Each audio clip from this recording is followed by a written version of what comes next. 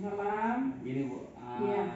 mau wawancara sedikit Bu tentang pengambilan keputusan. Jadi saya punya tugas dari program guru penggerak itu, salah satu tugasnya itu mewawancarai kepala sekolah, terutama kepala sekolah sendiri yang di jadi di sini wawancaranya itu berisi tentang pengambilan keputusan, terutama tentang dilema etika dan rujukan moral. Dilema etika ini tentang dua keputusan di antara benar dengan benar, sedangkan rujukan moral itu di antara benar dan salah. Biasanya emang yang lebih sulit kan benar dengan benar. Jadi dua keputusan yang kita anggap dua-dua benar, tapi harus kita ambil salah satu keputusan.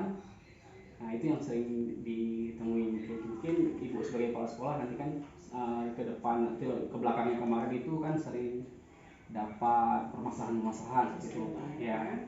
Mungkin saya punya list pertanyaannya, mungkin nanti ibu menjawab mengalir saja nggak apa-apa seperti itu. Sebelumnya saya memperkenalkan diri, ini adalah Ibu Ulfa ini, kepala sekolah SMA Negeri 1 Kota Janto, sebagai pimpinan saya sendiri seperti itu. Itu aja. Langsung saja dari pertanyaan pertama. Selama ini bagaimana Ibu mengidentifikasi kasus-kasus yang merupakan itu etika moral, dilema etika dan rujukan moral seperti itu? Jadi menurut ini saya, hemat saya, dalam kita selaku lembaga pendidikan tentu tak luput dari masalah apa saja setiap hari, bertubi-tubi masalah, tapi masalah itu mendewasakan kita khususnya dalam mengklasifikasikan masalah tersebut, karena untuk mengklasifikasi masalah kita dapat mengambil kebijakan problem solvingnya yang lebih bagus, lebih tepat, ya, lebih tepat sasaran. Maka dari itu kita harus memilah, karena di sini ada dua hal, dua cara yang kita tempuh, itu mulai dilema etika dan bujukan moral, di mana kita harus lebih memilah apa itu dilema etika dan apa itu bujukan moral. Jadi dilema etika itu adalah suatu situasi yang terjadi ketika seseorang itu harus memilih. Padahal ini benar dua-duanya, tapi harus dipilih juga. Meskipun dia bertentangan, ya Pak, tetapi bertentangan ya. Tetapi bujukan moral yang satu lagi itu adalah suatu situasi di mana seorang harus membuat keputusan apakah dia itu benar ataupun salah.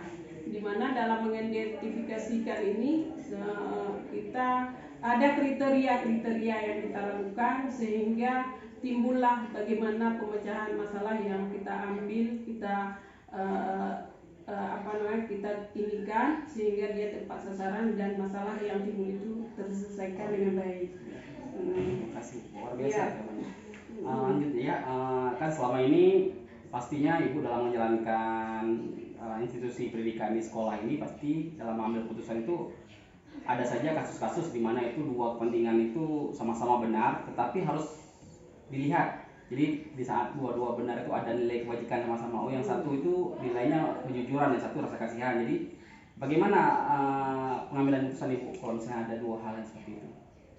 Jadi seperti tadi juga, jadi dalam mengambil ini kita harus identifikasi ya sebenarnya. Yang pertama sekali itu tetap identifikasi masalahnya. Jadi saya selaku kepala sekolah, saya tentunya punya stakeholder, punya wakil saya, lebih-lebih wakil yang memang berkecimpung langsung dengan siswa. Ada wakil kesiswaan, ada guru PP, ada wali kelasnya. Jadi kita di situ duduk rembuk. Kemudian dari duduk rembuk itu kita akan dapat pemecahan masalah dengan kebijakan-kebijakan dari pihak kita, sehingga masalah tersebut terselesaikan tanpa adanya diskriminasi, ya, tanpa diskriminasi, sehingga hasilnya tidak ada yang dirasa tidak enak. Gitu. Ya. Kalau boleh tahu langkah-langkah atau prosedur seperti apa Ibu yang lakukan selama ini? Misalnya ada hal-hal itu, jadi apa saja langkah-langkahnya? Langkahnya kita bisa saja seperti langkah-langkah yang lainnya. Kita observasi juga itu salah satunya. Kita mendengar, kita bertanya dengan beberapa pertanyaan yang tujuannya terbuka masalah yang tadi, ya. Jadi kita mengumpulkan semua informasi-informasi yang kita dapatkan dari pertanyaan, dari observasi dan lain sebagainya, sehingga dengan itu kita akan mengambil suatu kesimpulan atau keputusan untuk mempertimbangkan langkah atau nilai apa yang akan kita tempuh dalam menyelesaikan masalah tersebut.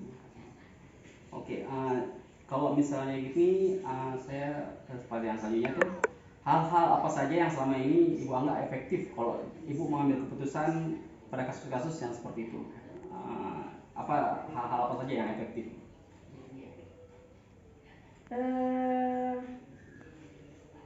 Yang paling efektif adalah mengumpulkan informasi dulu.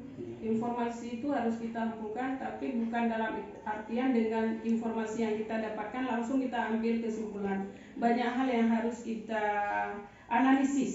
Kita analisis sehingga akan dapat langkah-langkah yang tepat sasaran. Jadi tidak bertele-tele sehingga sasaran dari masalah yang akan kita selesaikan itu cepat dan tepat, ya, cepat dan tepat. Oke. Apa? Lobe. Nggak apa. Jadi pertanyaan selanjutnya Bu, hal-hal apa saja yang menjadi tantangan? Karena kan ini kan menyangkut benar lawan benar. Yang menjadi tantangan apa saja Bu? Mungkin ada ketidakpuasan ataupun bimbang atau ragu seperti itu Bu. Kalau misalnya Ibu mengambil keputusan kalau kasus ini, tantangannya apa saja kira-kira?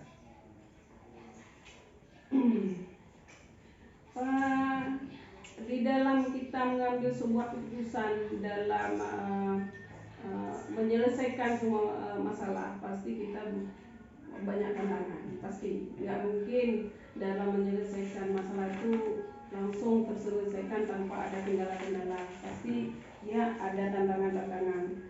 Dan tantangan itu juga jangan jadi satu satu momok.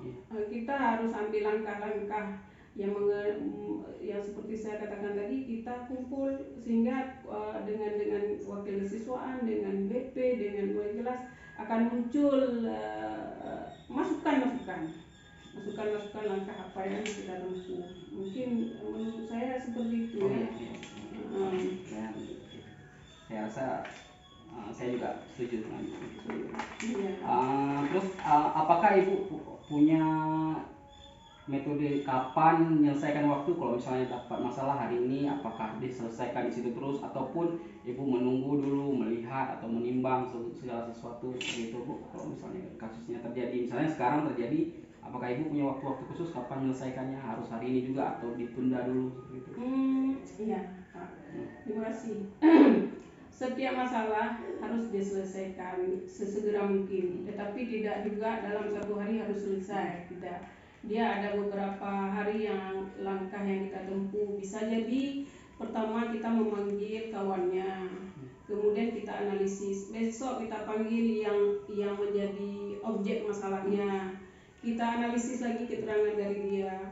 Kemudian baru kita ambil langkah-langkah yang kita tempuh. Apakah dia hanya cukup lewat dengan kita dampingi saja langsung kita selesaikan, atau memang dia setelah kita analisis harus kita panggil orang tuanya, komite sekolahnya, sesuai dengan masalah yang timbul. Ya.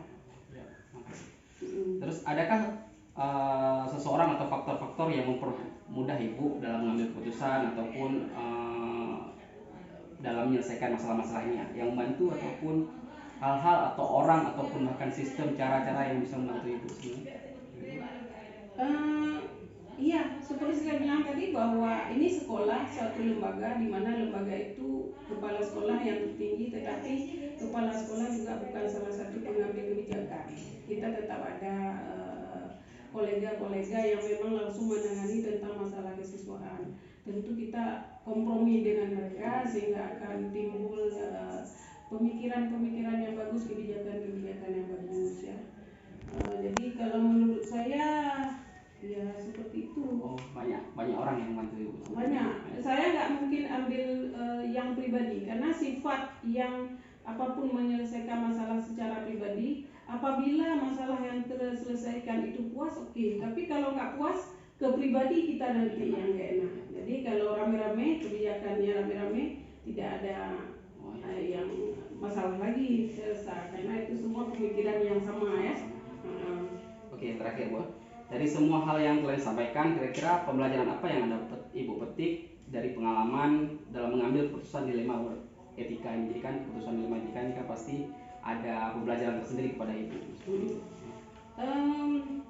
Cukup banyak ilmu yang saya dapatkan selaku pimpinan daripada lembaga ini, selaku kepala sekolah. Di situ bahwa saya bisa mengambil satu keputusan yang penuh dengan rasa tanggung jawab. Itu mungkin yang paling komit saya ya.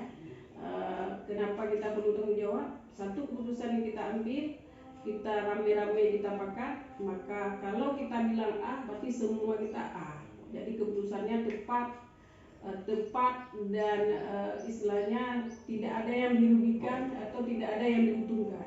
Kita tetap ada kebijakan. Ya.